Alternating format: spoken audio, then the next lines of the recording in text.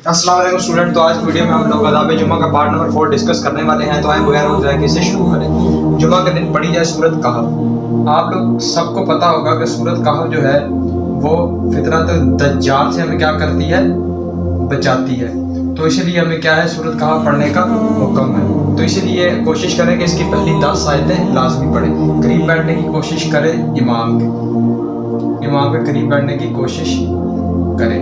उसके बाद पहली साहब में बैठने की हरस, मतलब पहली साहब में बैठने की क्या आपको लालच हो, क्योंकि पहली साहब वालों पे अल्लाह पाक की खास रहमतें बरसती हैं। इज्तनाब किया जाए लोग कामों और बातों से,